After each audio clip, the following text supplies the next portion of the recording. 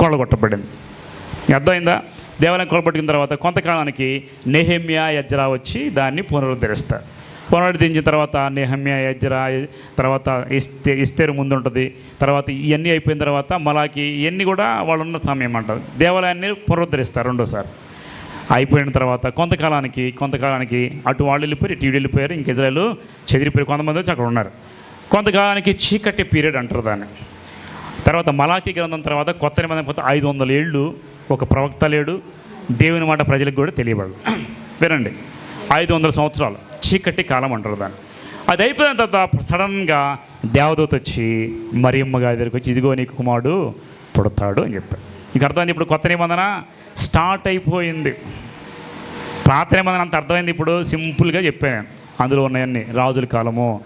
మీరు అనుకుంటారు మలాకి దాకా చాలా కాలం ఉందనుకుంటారు. రాజుల కాలంతో అయిపోయింది పాత నిబంధన.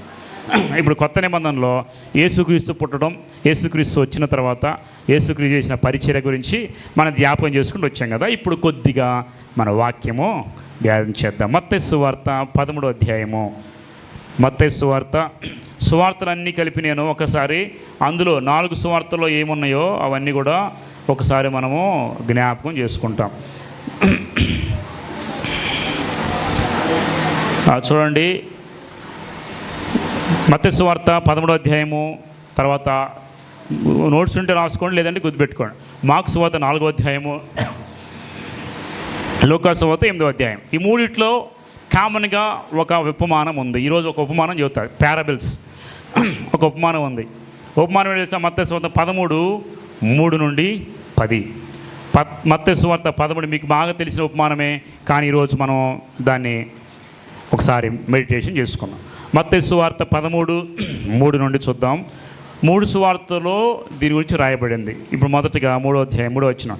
ఆయన వారిని చూచి చాలా సంగతులు ఉపమాన రీతిగా చెప్పాను. వినండి, చూడండి ఒకసారి. యేసుక్రీస్తు ఏది బోధించినా టఫ్గా బోధించాల. వినాలి జాగ్రత్తగా. యేసుక్రీస్తు వారు ఏది బోధించినా టఫ్గా అంటే అర్థం కాని రీతిలో కొంతమంది చెప్తుంటే ఏం చెప్తున్నా తెలియదు, ఏదో చెప్తూ ఉంటారు. మన బోధ ఎప్పుడు ఎలా ఉండాలంటే యేసుక్రీస్తు వారు చేసిన బోధగా ఉండాలి. ఉపమాన రీతిగా. అంటే ఉపమానం అంటే ఏంటి? పారబుల్స్ అంటే ఏంటి? అర్థమయ్యేలాగా. ఒకనికి 2 కుమారులు ఉన్నారు అనుకో, లేదా ఉప్పు తీసుకోండి, లేదా ఇంకా నీళ్లు తీసుకోండి, లేదా లైట్ తీసుకోండి అని దేవుడు ఏం చేశాడంటే అన్నిటినీ అర్థమయ్యే రీతిగా, సింపుల్గా, ఉపమాన రీతిగా చెప్పాడు. ఈరోజు ఒక వాక్యం చెప్తున్నాడు ప్రభు. ఆయన చూచి చాలా సంగతులు ఉపమాన రీతిగా చెప్పాను. ఎలా చెప్పాడు ప్రభు? మనకి మంచి బోధకుడు ఎవరంటే యేసుక్రీస్తు వారే. మనం ఏదైనా చెప్పాలంటే యేసుక్రీస్తు వారిని మాదిరిగా తీసుకొని చక్కగా మనము బోధించాలి. ఎట్లాగా? ఆయన ఏం చెప్తున్నాడు? ఎట్లా? ఇదిగో విత్తువాడు విత్తుటకు బయలు వెళ్ళెను. ఎవరంట? విత్తువాడు విత్తుటకు బయలు వెళ్ళి. వాడు విత్తుచుండగా కొన్ని విత్తనములు త్రోవ పక్కను పడెను, పక్షులు వచ్చి వాటిని మృంగివేసాను. ఒకటి చూడండి, ఫస్ట్ ఆయన విత్తేవాడు అంట. విత్తనాలు తీసుకుని వెళతా ఉంటే కొన్ని విత్తనాలు విత్తాడు. అవి ఎక్కడ పడ్డాయి? ఫస్ట్ త్రోవ పక్కను పడెను, పక్షులు వచ్చి వాటిని మృంగివేసాను. పక్షులు వచ్చి వాటిని కొన్ని చాలా మన్ను లేని రాతి నెలను. ఫస్ట్ ఎక్కడ పడ్డాయంట విత్తనాలు? తర్వాత ఎక్కడ పడ్డాయంట? మన్ను లేని. అక్కడ మన్ను లోతుగా ఉండనందున అవి వెంటనే మొలిచిను, కానీ సూర్యుడు ఉదయించినప్పుడు అవి మాడి వేరు లేనందున ఎండిపోయారు. రెండోది ఏంటి? ఎక్కడ పడ్డేవి? రాతి, మన్ను లేని రాతి నెల. అక్కడ మన్ను లోతుగా లేదు కాబట్టి అవి వెంటనే మొలిచిను, కానీ సూర్యుడు ఉదయించినప్పుడు అవి మాడి వేరు లేనందున ఎండిపోయినాయి. 7వ వచనం. కొన్ని ముండ్ల పొదల్లో పడినాయి. 3వది, ముండ్ల పొదలు ఎదిగి వాటిని అణిచివేశాను.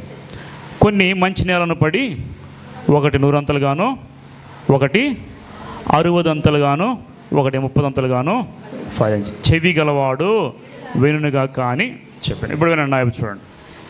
చెవి గలవాడు, చెవులు లేవు ఎవరికి? మరి దేవుడు ఎందుకని చెవి గలవాడు వినుగా కన్నాడు? నేను చెప్పే మాటలు ఆత్మీయ చెవులు గలవాడు వినుగాక అన్నాడు. అంటే మీరు వాక్యం వినేటప్పుడు అందరూ వింటారు, అందరూ చూస్తారు, కానీ ప్రతి చూపు గ్రహించే చూపు కాదు, ప్రతి వినే చెవి గ్రహించే చెవి. కానీ వాక్యం వింటారు, కానీ కొంతమంది ఎక్కడెక్కడ ఆలోచిస్తూ ఉంటాం. వాక్యం వింటాం, కానీ కొంతమంది ఏదేదో ఆలోచిస్తూ ఉంటారు, కాన్సన్ట్రేషన్ ఉండదు. కాబట్టి అంటాడు, చెవి పెట్టి మీరు వినండి. ఎందుకు వినాలి? లేకపోతే అర్థం కాదు. ఈరోజు విత్తే ఆయన అంట, ఒక ఆయన వెళ్ళిపోయి విత్తనాలు వేస్తే ఇట్లా వేస్తూ ఉంటే ఒకటి ఎక్కడ పడిందంట? త్రోవ పక్కన. ఫస్ట్ విత్తనం ఒకటి కాదు, కొన్ని ఎక్కడ పడ్డాయి? త్రోవ పక్కలో. ఇంకా కొన్ని ఎక్కడ పడ్డాయి? కొంచెం మన్ను, కొంచెం రాతి నేల. మూడోది ఎక్కడ పడ్డది? ముళ్ళ పొదల్లో. నాలుగోది ఎక్కడ పడినాయి? అంటే విత్తనాలు ఒకటే, ఒక రకం విత్తనం, కానీ అలా జల్లగానే కొన్ని ఇక్కడ, కొన్ని అక్కడ, 4 ప్లేసుల్లో పడ్డాయి. ఎన్ని ప్లేసుల్లో అంట? 4 ప్లేస్. గుర్తుపెట్టుకో, 4 ప్లేస్. ఫస్ట్ ప్లేస్ ఎక్కడ? త్రోవ పక్కన. రెండో నేల ఎక్కడ? రాతి నేల. మూడో నేల ఎక్కడ? నాలుగో నేల ఎక్కడ? మంచి నేల. ఇప్పుడు ఫస్ట్ నేలలో పడ్డ విత్తనాలు రాతి పక్కన, అదే త్రోవ పక్కన పడ్డ విత్తనాలు ఏమైపోయాయి? పక్షులు తినేసాయి. ఓకే. తర్వాత రాతి నిలబడిన విత్తనాలు ఏమైపోయాయి? మొలిచాయంట. లోపలికి మన్ను ఎక్కువ లేదు, రాయి ఎక్కువ ఉండటం వల్ల వేరు వెళ్ళలేక ఏమైపోయింది?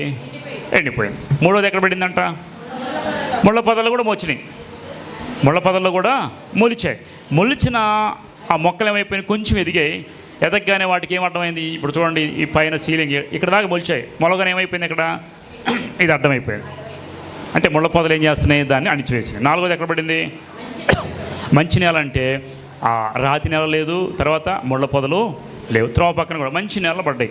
అవి ఏం చేసిన? చక్కగా ఎదిగి ఫలించి 100 అంతలుగాను, 60 అంతలుగాను, 30 అంతలుగాను ఫలించాయి. ఓకే. ఇది దేవుడు చెప్పిన ఉపమానము. ఉపమానం అంటే పారబుల్స్ అంటే ఏంటి? చిన్న కథలాగా చెప్పాడు ప్రభు. అర్థం కాదు. తాతమ్మలో లేదంటే నాయనమ్మలో తాతలు పిల్లలకి దగ్గర కూర్చోబెట్టి చెప్తారు వచ్చారా? యేసుక్రీస్తు బోధ కూడా అలాగే ఉండేది. ఆయన తర్వాత చూడండి 10వ వచనం, మత్తయి సువార్త 13:10లో, తర్వాత శిష్యులు వచ్చి, నీ ఉపమాన రీతికి ఎందుకు వారితో మాట్లాడుతున్నావు ఆయన అడుగుగా, ఆయన వారితో ఇట్లా, పరలోక రాజ్య మర్మం మెరుగుట మీకు అనుగ్రహించబడినది కానీ వారికి అనుగ్రహించబడలేదు. కలిగిన వానికి ఇవ్వబడిన వానికి సమృద్ధిగా కలుగును, లేని వానికి కలిగింది వాని యొద్ద నుండి తీసేయబడి. మరి మీరు చూచుండియు చూడరు, వినుచుండియు వెనకయు గ్రహింపకయు, ఇందు నిమిత్తం నేను ఉపమాన రీతిగా వారికి. అంటే మీరు ఎంత చెప్పినా మీకు అర్థం కాదు కాబట్టి నేను ఉపమాన రీతిగా మీకు చెప్తున్నాను అని ప్రభువు చెప్పాడు. తర్వాత ఇప్పుడు దీని గురించినటువంటి వాక్య భావము 18వ వచనం చూడండి.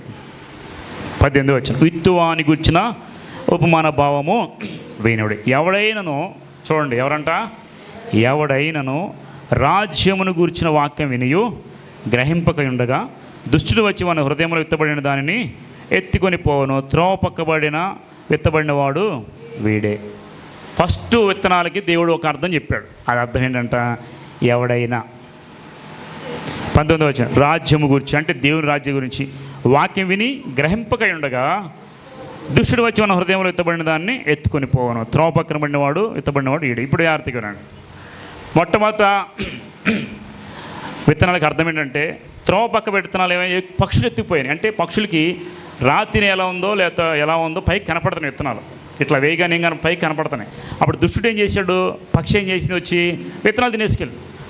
అట్లాగే దేవుని వాక్యము మీ హృదయం అనే నేల మీద వేసినప్పుడు, నేల అంటే హృదయం అనుకోండి, విత్తనాలు అంటే వాక్యం అనుకోండి. మీ హృదయమైన నేల ఇట్లా విసిరినప్పుడు అవి లోపల ఫలించకపోతే, లోపలికి వెళ్ళి మొక్క వేయకపోతే, పక్షులు చెట్ట తినేసాయో దుష్టుడు కూడా మీలో విన్న వాక్యాన్ని తీసుకెళ్ళిపోతాడు. మొట్టమొదటి కేటగిరీ. మీలో ఎవరైనా వాక్యం విని ఏముందిలేని బయటికి వెళ్ళేసరికి వాక్యాన్ని వదిలేశారంటే మీరంతా ఫస్ట్ కేటగిరీకి చెందినవాళ్ళు.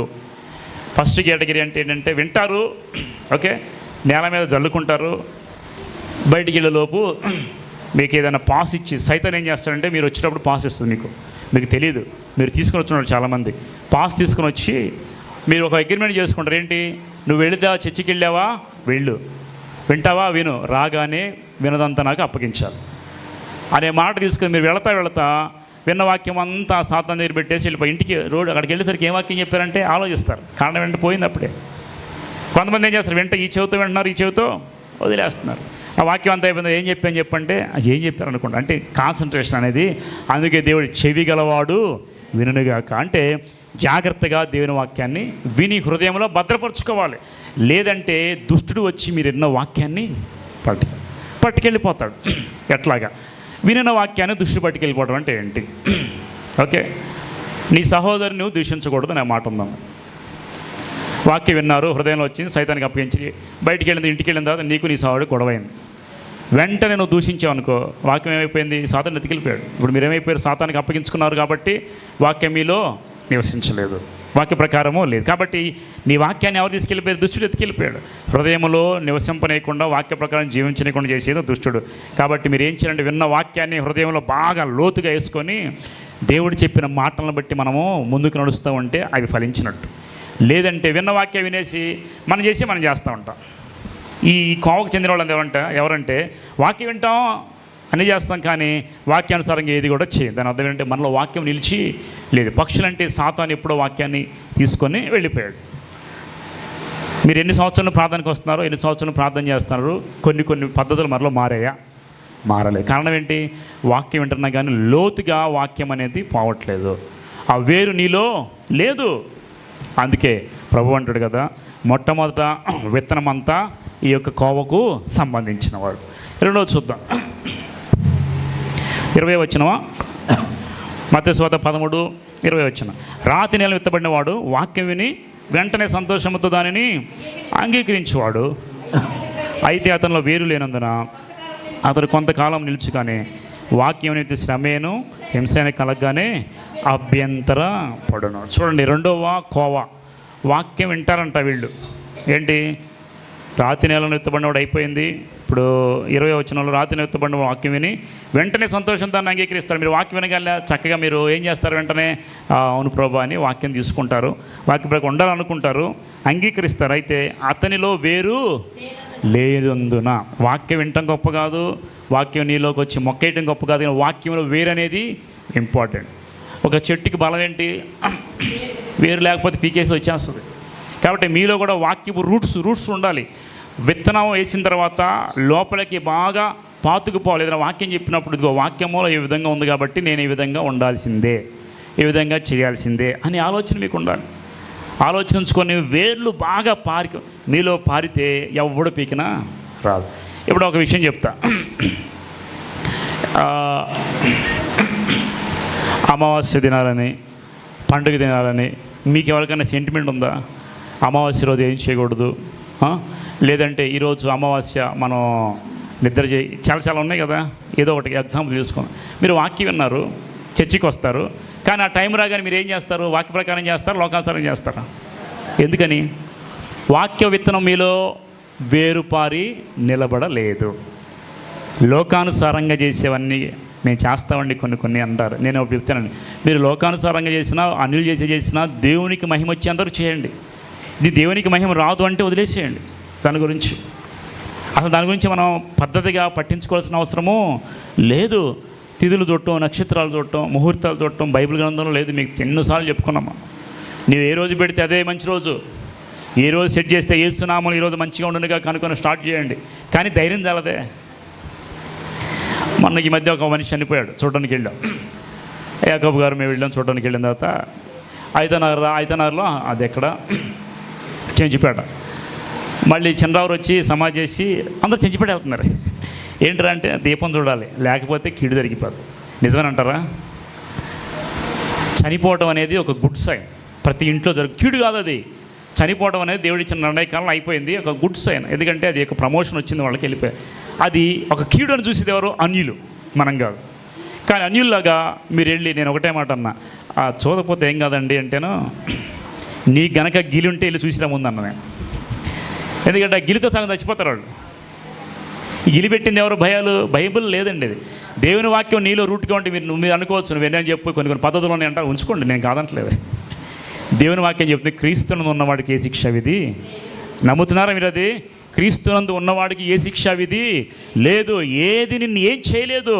అలా అని చెప్పేసి నేను రూల్స్ మారిపోమని అలా పడితే ఉండమని చెప్పట్లా. దేవుని నమ్ముకోండి, ఏ భయం నేనేం చేయలేదు. దేవునిలో ఉంటే ఏ కీడు నీకు రాదు. క్రీస్తు నీలో ఉండాలి, దేవుని రెక్కల నీళ్ళు ఉండాలి. నేనేమంటాను, వాక్యం అంటాం, అన్నీ ఇలా చేస్తూ ఉంటాం, వేర్లు అనేవి మనలో లేవు. కాబట్టే లోకస్తులు చేసినట్టు కొన్ని చేస్తున్నాం. నేను అంటాను, కొన్ని మీకు గిలిగా ఉంటే చేసుకోండి, తప్పలేదు. గిలి నాకు పోవట్లేదండి, నీ విశ్వాసంలో బలం పొందేందాకా చేసుకో. నువ్వు విశ్వాసంలో బలం పొందిన తర్వాత అవి మానేసి, ఒకసారి మానేయండి, తప్పని నేను చెప్పట్లా. ఎందుకంటే లోకంలో కొన్ని పద్ధతులు పెద్దవాళ్ళు పెట్టుకుని దేవునికి మహిమ వచ్చేంతవరకు చేసుకోండి. దేవునికి మహిమ రాదు అనుకుంటే దాన్ని తీసి పక్కన పెట్టేయాల్సింది. నేనేమంటానంటే, వాక్యం నీలో ఫలించి నిలబడిపోతే మీరు ఇంకొకసారి పడిపోయే అవకాశము. ఇది చూడండి, బాగానే నేను నిలబడతాం, ప్రార్థనలు బాగా చేస్తాం, అన్నీ బాగా చేస్తాం. కొన్ని విషయాలు వచ్చేసరికి వేరు లేకపోవటం వల్ల ఏమైపోతాం? ఎండిపోతున్నాం. భయం వచ్చేస్తుంది, చేయకపోతే మనం అవుతుందేమో. ఏదన్నా నీకు చెబుతానండి, ఏ తిథులు నక్షత్రాలు చంద్రుడు సూర్యుడు మింగేటిల్లు అడ్డురాటలు ఏది కూడా గ్రహాలు అనుకూలంగా లేవు అని చాలామంది అంటారు. నేను చెప్తా, నువ్వు దేవుని రెక్కల నీడలో ఉంటే గ్రహాలు అనుకూలంగా లేకపోయినా దేవుడు అనుకూలంగా చేస్తాడు. అవి మనల్ని కంట్రోల్ చేయకూడదు, మనం వాటిని కంట్రోల్ చేయాలి. యెహోషువ ఏం చేశాడు? సూర్యుని అయ్యోలోనలో సూర్యుడు నీవు గిబియోనులోను చంద్రుడు నీవు అయ్యోలోనలో నిలుపు అన్నాడు. వాటి ప్రకారం యెహోషువ లేడు, వాటినే నిలబెట్టాడండి. దేవుని యొక్క ప్రజలు ఎవరైనా, విశ్వాసులు ఎవరైనా సృష్టిని మనం శాసించాలి, కానీ అవి మన మీద శాసించకూడదు. దేవుడు అథారిటీ ఇచ్చాడు మనకి, డొమినియన్ ఓవర్ ది క్రియేషన్ దేవుడు మనకి ఇచ్చాడండి. ఏమి ఇచ్చాడు తెలుసా? అథారిటీ. మీరు ఏలుడి అన్నాడు దేవుడు. ఆదికాండం 1వ అధ్యాయం చూసారుగా మీరు, జీవజాల రాసు సృష్టి మొత్తం మీకు వాటిని ఏలండి అని. అంతేగాని ఏది కూడా మన మీద పెత్తనం చేయడానికి లేదండి. దేవుడే మన మీద పెత్తనం చేయాలి, మిగతా వాటిని మనం పెత్తనం చేయాలండి. కాబట్టి నేనేమంటానంటే, వాక్యము నీలో నిలబడితే నువ్వు దేనికి భయపడాల్సిన అవసరం లేదు. కొద్ది కాలం నిలిచి కొన్ని శ్రమలు రాగానే ఏమైపోతాం మనం? బైబిల్ వాక్యం చూడండి, 21 వచనం, అయితే అతనిలో వేరు లేనందున కొంతకాలము నిలుచును, కానీ వాక్యం నిమిత్తము శ్రమ అయినను హింస అని కలగగానే అభ్యంతరాలు. వాక్య నిమిత్తం శ్రమ హింస, శ్రమ రాగానే హింస రాగానే అభ్యంతరం అంటే ఏంటి? కలవరపడిపోయి వదిలేస్తాడు దేవుడిని.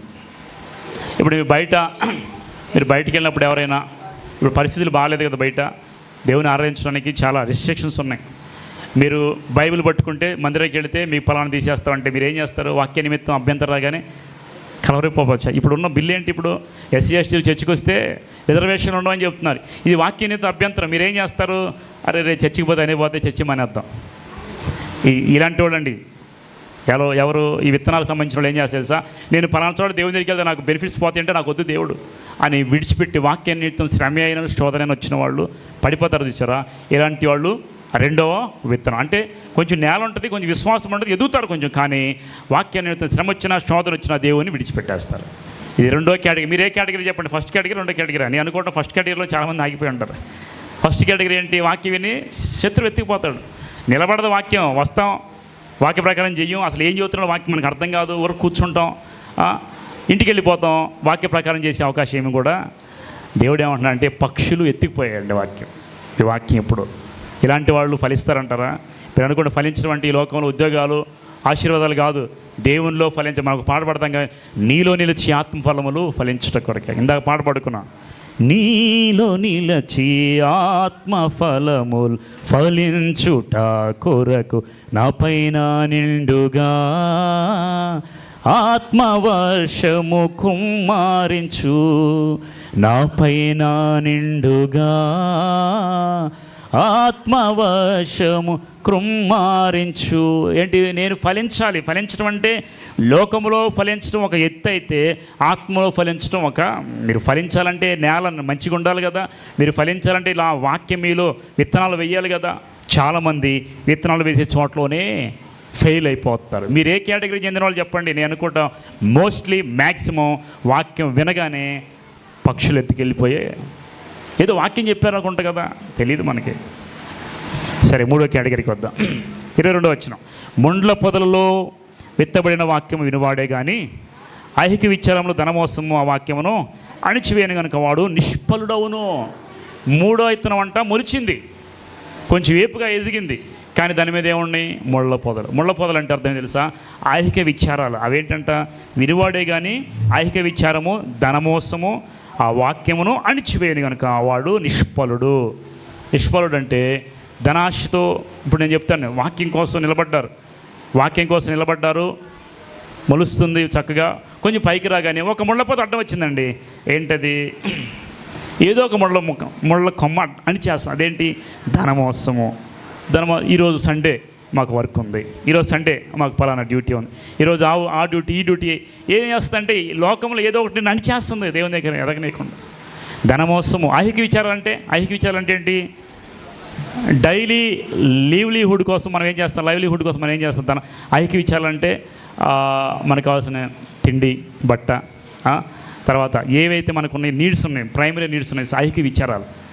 వీటన్నిటి కోసం మనం ఆలోచించి ఎదగకుండా మనల్ని అడ్డుపెట్టాయి. ఎందుకు ప్రార్థన రాలేకపోతే? ఏం చెప్పంటామండి మా ఇంట్లో గొడవలు, తాగుబోతుళ్ళు ఎక్కువైపోయారు, కొడుతున్నారు, ప్రార్థనకు రానిట్లు. ఏం చేస్తామండి మా ఇంట్లో? ఇవన్నీ నిన్ను ఆత్మీయంగా అడగదొక్కేస్తున్నాయి అన్నమాట. ఐహిక విచారములు. ఒకళ్ళ విద్య, ఒక ధనము, ఒకరికి డబ్బు, ఒకరికి జాబు, ఇంకొకరికి ఏదో పనులు, ఇవన్నీ నేను చేస్తాను సార్. నువ్వు ఎదిగిన మొక్కే కొంచెం ఎదగగానే అవన్నీ నీ మీద పడిపోయి ఈరోజు నిన్ను చేస్తాను. కాబట్టి అంతవరకు ఎదిగి నువ్వు ఆగిపోతాను. కారణం తెలుసా, నిన్ను అడ్డుకునేవి చాలా ఉన్నాయి. ప్రార్థనలో అడ్డుకునేవి ఏదైనా, మీరు ప్రార్థన రావడానికి, ఆత్మీయ చేయడానికి మీకు ఏ ఆటంకాలు మీకు తెలుసు, అవన్నీ ముళ్ళండి. బైబిల్ చెబుతుంది ముళ్ళ పొదలు ఏపుగా వెళ్ళి వాటిని అణిచివేసేసాయి. కాబట్టి బైబిల్ ఏం చెబుతుంది చూసా, మొండ్ల పొదల్లో విత్తబడినవాడు వాక్యం వినివాడే కానీ ఐహిక విచారము, ధనమోసము ఆ వాక్యమును అణిచివేయను కనుక వాడు నిష్ఫలుడైపోయాడు. అంటే ఫలించాడు, ఎదిగాడు, కొంత దూరం వచ్చాడు, కానీ ఏదైతే ఐహిక విచారాలు ఉన్నాయో అవన్నీ నిన్నేం చేసినంటే అణిచి వేసేసాయి. 4 చూడండి 23. మంచి నేలను విత్తబడినవాడు వాక్యం విని గ్రహించువాడు. ఎవరంట? మంచి నేలను విత్తబడినవాడు వాక్యం వింటాడు, గ్రహిస్తాడండి. అందుకే ప్రభావం అన్నాడు కదా, చెవి గలవాడు విని గ్రహించేవాడే మంచి విత్తనం అండి. అట్టివారు సఫలులై ఒకడు 100 అంతలుగాను, ఒకడు 60 అంతలుగాను, 30 అంతలుగాను. దీని అర్థం ఏంటో తెలుసు మీకు? 100 అంతలుగా అని చెప్పొచ్చు కదా, 100, 60, 30 అని చెప్పాడు. ఎందుకని 3 కేటగిరీస్ చెప్పాడు. అంటే వాక్యం విని చక్కగా అతనికి పక్షులు రానియకుండా కాపాడుకున్నాడండి. మొదట ఏంటి? అపవాది వాక్యాన్ని తీసుకెళ్లకుండా కాపాడుకున్నాడు ఒకటి. రెండవది, అతనికి రాతి నేల అంటే నేను పడిన నేలలో రాయి నేల ఏమైనా ఉందేమో వాక్యం ఎత్తకుండా తీసుకోకుండా నాలో కఠినం తొలగించుకుంటాడు. మూడోది ఏంటి? ముళ్ళ పొదలు రాకుండా చూసుకుంటాడు. అదికే 4వన ఆ నేల మీద ఎత్తబడినవాడు మంచిగా ఫలించాడు. 100 అంతలు, 60 అంతలు, 30 అంతలు. దాని అర్థం ఏంటంటే దేవుడు ఒక్కొక్కరిని ఒక విధంగా ఆశీర్వదిస్తాడు. ఒకడు సంపూర్తిగా ఆశీర్వదించాడు, ఇంకొకడు 60 అంతలు, ఇంకొకడు 30 అంతలుగా. అంటే ఆశీర్వాదం అనేది 3 చోట్ల ఉంది. కాబట్టి 60 అంతలుగాను 100 అంతలుగాను ఫలించును ఆయనను. దీని అర్థము ఒకటే, మనం అర్థం చేసుకోవాలి. 4 రకాల విత్తనాల్లో మొట్టమొదటిది త్రోవ పక్క, రెండవది రాతి నెల, మూడవది ముళ్ళ పొద, 4వది మంచి నేల. విత్తనం ఒకటే అంటే దేవుని వాక్యం. నేల మాత్రం 4. అంటే మీ హృదయాలు కూడా 4 టైప్స్. మొదటిది ఏంటి తెలుసా? త్రోవ పక్క అంటే వాక్యం వినగానే దుష్టుడికి అప్పగించేస్తారు. రెండవది ఏంటి? రాతి అంటే హృదయంలో కొన్ని కఠినాలు ఉంటాయి, వాటి వల్ల మనం ఎదగలేం. కఠినత్వం తొలగించుకోండి.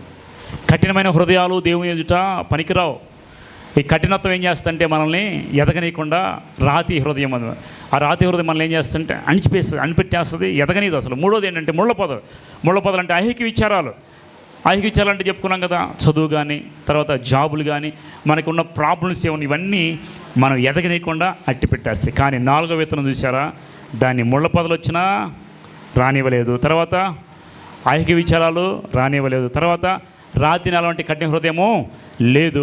మొదటిది ఏంటి? త్రోవ పక్కన బట్టి పక్షులు ఎత్తుకెళ్ళే అవకాశం కూడా లేకుండా వాక్యము భద్రపరుచుకొని వాక్య ప్రకారము జీవించి గ్రహించగలిగినటువంటి ఏకైక హృదయం ఎవరికైతే ఉందో వాళ్ళు మాత్రమే ఆత్మీయంగా 100 అంతలు ఫలిస్తారు.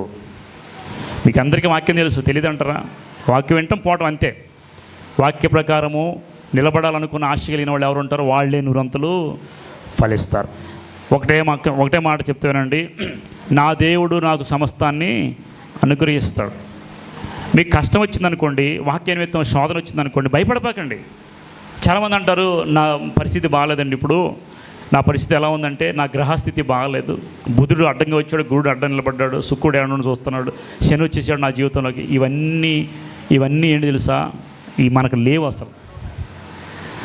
లోకానుసారంగా వాళ్ళు ఏదో రాసుకున్నారు, నీకు అవసరం. దాన్ని కంట్రోల్ చేసే దేవుడు నీ చేతిలో ఉన్నాడు. ఇప్పుడు సోలార్ సిస్టమ్ని కంట్రోల్ చేస్తున్నారు దేవుడు. ఆ దేవుడు నీ పక్కన ఉంటే దేవుడిని వదిలేసి నువ్వు సోలార్ సిస్టమ్ అంటే తిరుగుతాయింది. నేను ఒక విషయం చెబుతా, ఈరోజు నీ పరిస్థితి బాగా సంతోషపడు. ఎందుకు తెలుసా? ఏ సమయం అందానా ఏ స్థితిలో ఉన్నా దేవుడిని విడిచిపెట్టేవాడు కాదు. దేవుని ప్రేమించే వారికి అనగా ఆయన సంకల్పం చొప్పున పిలువబడిన వారికి సమస్తము సమకూడి. అంటే నేనేం చెప్తానంటే, నువ్వు దేవుని ప్రేమిస్తే ఈరోజు నీ గ్రహస్థితి బాగపోయినా, గ్రహాలు ఎందుకంటే అలా అనుకుంటారు కాబట్టి, నీ పరిస్థితి బాగపోయినా, కష్టంలో ఉన్నా, బాధలో ఉన్నా, ఇంట్లో పరిస్థితి బాగపోయినా, ఫైనాన్షియల్గా నలిగిపోయినా, ఏ స్థితిలో ఉన్నా కానీ నువ్వు దేవుని చేతిలో ఉంటే అన్నీ చక్కబెట్టేది దేవుడే. నేను మెయిన్గా ఒకటే చెప్తా, నీ పడవలో దేవుని పెట్టుకో. గాలివాన వచ్చింది, రాకుండా ఉండదు. వచ్చినప్పటికీ గాలిని అణిచివేసేది ఎవరు? దేవుడు. కాబట్టి నీ ఇంట్లో దేవుడు ఉండేలా చూసుకోండి. నువ్వు చాగా ఫలిస్తావు. లేదంటే ఆ 3 నేలలు ఎలాగే జరిగిందో అలాగే మనకు కూడా. కాబట్టి మీ హృదయం ఎలా ఉంది ఈరోజు? వాక్యం విని వదిలేసేలా ఉన్నారా? వాక్యం వింటాం, వదిలేస్తున్నాం అంతే. వాక్యం ఏం చెప్తున్నా అప్పుడు కానీ కొంచెం కూడా ఉండం మనం. అసలు కొంచెం కూడా నిజంగా చెప్తున్నాం కదా, సంఘాల్లో వాక్యం వింటాం కదా, వాక్య ప్రకారము జీవించి కరెక్ట్గా వాక్య ప్రకారం చేస్తూ ఉంటే మీకు ఏది కూడా ప్రాబ్లమ్స్ రావండి. బైబిల్ ఏం చెప్తుంది తెలుసా? మీలో గొప్పవాడిగా ఉండగోరవాడు దాసుడిగా ఉండాలి అంది. చాలామంది ఏం గొప్పవాడిగా ఉండాలంటే నేను మంచి బట్టలు వేసుకొని ఓకే ఒక మంచి పొజిషన్లో ఉండి అందరి ముందు చక్కగా ఇలా తిరిగితే బాగుండు అనుకుంటారు. రాంగ్ అది.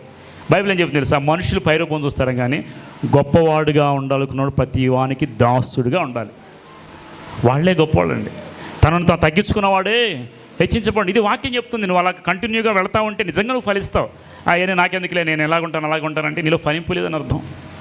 కాబట్టి నేను ఒకటి చెప్తా, బైబిల్ ప్రకారం దేవుని దృష్టిలో గొప్పవాడుగా ఉండాలంటే దాసులు అంటే ఏం చేస్తాడు? అన్ని పనులు. యేసుక్రీస్తున్నాడు ఇంకా గుట్ట కట్టుకుని ఏం చేశాడు? పాదాలకు అడిగాడు. గొప్పవాడంటే ఆయన. నేను కూడా చెప్తున్నానండి, మనం వేసుకునే డ్రెస్సును బట్టి, మనకున్న స్థితిని బట్టి, హోదాను బట్టి గొప్పతనం రాదు. కానీ నీ క్యారెక్టర్ నీకు అలంకారంగా ఉండాలి. నీ క్యారెక్టర్, నీ సంస్కారం నీకు కిరీటం. ఎప్పుడైతే ఇలా ఉంటావో వాక్యం నీలో ఫలించినట్టు. చాలామందికి ఇలాంటివి లేవు. వాక్యం వినటం పోవటం చాలా సంఘాల్లో అలాగే ఉంది. చాలా సంఘాల్లో వాక్యం వింటున్నారు, పోతున్నారు, కానీ ఫలించే విధంగా ఉంటే లేనే లేదు. వస్తున్నా పోతా అంతే. దేవుడు విన్నాడో తెలియదు, మన వాక్యం వింటున్నాడో లేదు తెలియదు, మన మాటలు వింటున్నాడో లేదు, మన ప్రార్థన వింటున్నాడో మనకు తెలియదు. వస్తున్నా మనం చేసుకెళ్ళిపో. దేవుడు వింటున్నాడా? పరిసేయుడు శంకరు వచ్చారు. ఎవరు ప్రార్థన ఆలకించాడు దేవుడు? ఎవరు ప్రార్థన? శంకరి ప్రార్థన ఆలకించాడు. పరిసేయుడు ప్రార్థన చేశాడు. విన్నాడా దేవుడు?